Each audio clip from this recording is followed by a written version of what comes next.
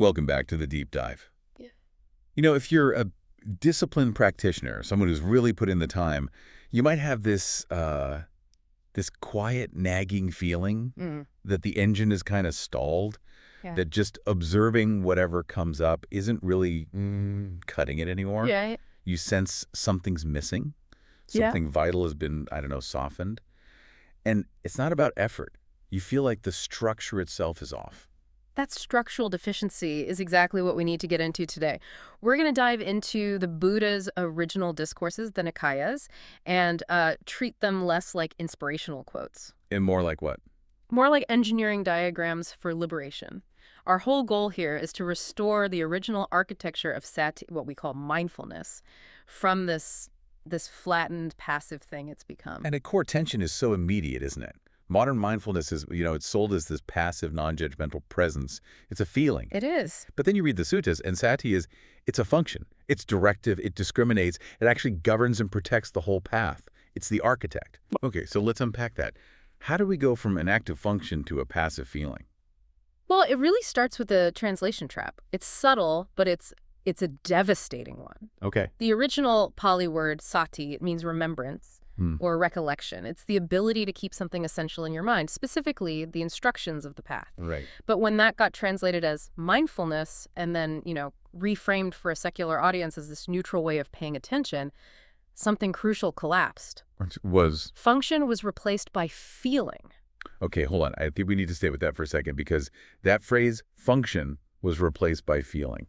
That's incredibly powerful. Can you give us an example of that? Certainly. Imagine you're a chef, okay? You're making a very complex 15-step dish. Right. Sati, in the original sense, is remembering all 15 steps, knowing the purpose of each stir, each pinch of salt, and where you're headed. The function. Modern mindfulness often becomes just noticing the nice smell in the kitchen, or feeling calm watching the water boil, or maybe even just noting irritation that it's taking too long.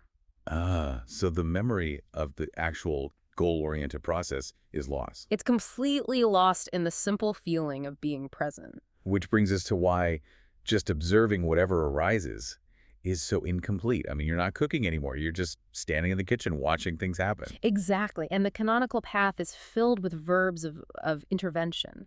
The whole training is about abandoning, developing, restraining, cultivating, penetrating. It's active language. Very active. The observation part is always embedded within a purpose, which is to fulfill one of those instructions. You observe an unskillful state so you can follow the instruction to abandon it. But wait, I have to push back a little here. Isn't the whole benefit, the whole selling point of modern mindfulness that it's non-judgmental, people feel safe with it? That's a vital question, and the texts are so clear on this.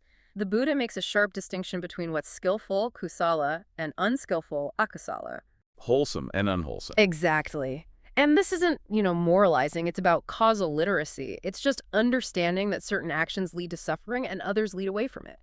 To refuse that discrimination. In the name of being neutral. In the name of being neutral is, as the sources put it, an abdication of responsibility for your own liberation. An abdication, wow. Yeah. I mean, if you treat craving and wisdom as just two equally neutral things to observe, you've lost the engine of the path. Satya has to remember the training map, what's harmful, what to abandon. If you don't discriminate functionally, you're just floating. And floating just reinforces whatever's already there. It just perpetuates the cycle. It doesn't liberate. That makes perfect sense. Without that discrimination, there's no framework for growth. Which brings us to the really crucial insight here, that sati is not just one thing. It's not a switch you flip. Correct. It's a governing function that matures. It grows through ordered tiers. Think of it like a vertical training map. It's a gradual path for reason. It's a causal chain. You can't skip the tiers. Okay, so if it's a system of governance, where does that process begin? Let's walk through those first tiers. Tier 1 is simple. It's recollective presence. This is the bare minimum, just remembering what you're doing, not forgetting the immediate task. Basic attentiveness. Basic attentiveness. And the sources are clear that this is where a lot of modern practice just stops. It plateaus there. You're present, but it's fragile. It's unguided.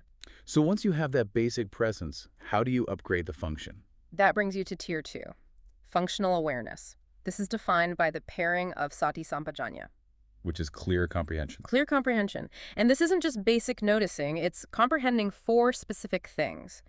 The purpose of what you're doing, its suitability, the domain it's in, and the reality of how things are conditioned. Okay, give us an analogy. What's the difference between Tier 1 walking and Tier 2 walking? Okay, Tier 1 is just remembering I am walking, just the raw fact of the movement. Tier 2, Sati Sampajanya, is comprehending why you're walking, where you're going, if the pace is right for developing calm, and if this whole action is actually helping you reach the goal. So sati shifts from just noticing to actually regulating your behavior. Based on a comprehensive understanding of the goal, yes. It's a massive shift. Regulation based on purpose. And this is where it gets really functional, moving to Tier 3, protective governance. Sati is the gatekeeper. What's the fundamental difference between regulating in Tier 2 and protecting in Tier 3? Tier 2 adjusts what you're already doing. Tier 3 is preventative.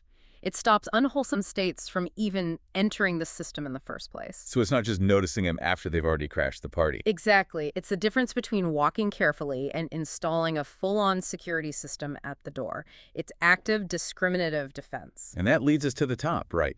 The system's main operating principle. If the first tiers are about management and defense, what happens when Sati takes full authority? This is the core thesis. Structural supervision, or satatipateya. The Mula Sutta has this radical line, satatipateya sabe dhamma. Which means? All phenomena have sati as their governing principle. It means sati isn't just watching things arise, it holds authority over the very conditions that let things arise at all. It rules the field. Whoa, hold on. I have to challenge that word, rules. Yeah. That sounds like control, like ownership. Yeah. And we're always told to let go, right? So how can it govern without owning? That is the essential nuance. Governance here is selective regulation without personal attachment. It's impersonal. Okay. Think of a well-programmed operating system. It runs security protocols no matter how the user is feeling. Sati just remembers the law of the path and enforces it, neutrally. That cuts right against the idea of passive neutrality. And this is where that famous gatekeeper analogy comes in. Absolutely.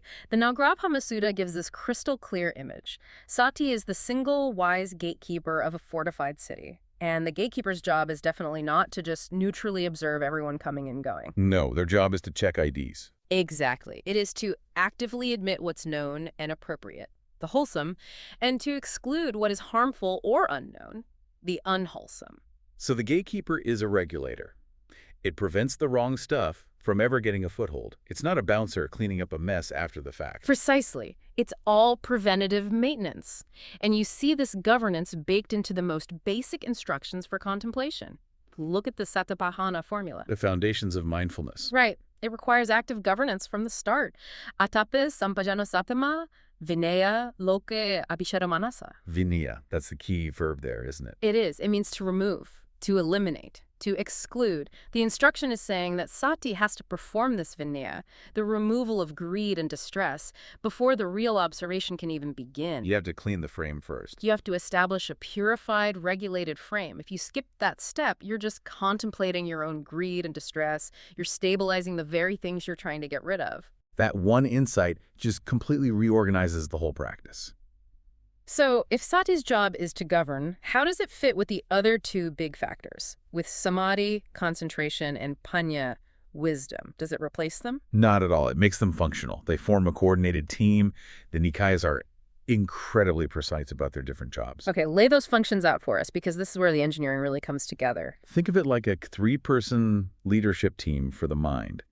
Samadhi is pamukha. It leads. It unifies the mind, gives it stability and focus. The anchor. The anchor. Then panya is uttara. It penetrates, it sees through things, discerns how they're conditioned. That's the map. And sati? Sati is a tipateya. It governs, it regulates the ethical conditions so that the other two can do their jobs correctly. It's quality control. It's quality control. Because without it, the other two can go badly wrong. How so? Well, if you develop deep concentration samadhi, without the governance of sati, you can end up stabilizing really unskillful mind states. You can get a very concentrated but ethically confused mind. We see that a lot. Spiritual bypassing. All the time. Deep calm without any ethical purification. And panya without sati means you might have the map, but you can't actually walk the path because the ground is too unstable. Sati keeps the field clean so insight isn't contaminated. I see. So it's an integrated operating system, not just a toolkit. This is why the path has the 37 factors of awakening.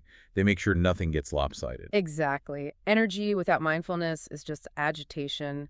Concentration without wisdom is just a pleasant dead end. Sati is the gyroscope that keeps the whole system balanced and pointed toward liberation. And this reinforces why the path has to be gradual. It's not a concession. It's just an honest description of how complex systems have to change. It is. You're not collecting experiences. You're gradually tightening the governance protocols across every tier of the system. So insight, Panya, isn't the entry point. It's not some lightning bolt. It's the result, the culmination of a system that has already been purified, stabilized, and governed by Sati. Absolutely. The output, not the input. The layered approach is what ensures you don't regress. It's how a fragile faculty becomes an irreversible power. You have to stabilize the governor before you can trust the system.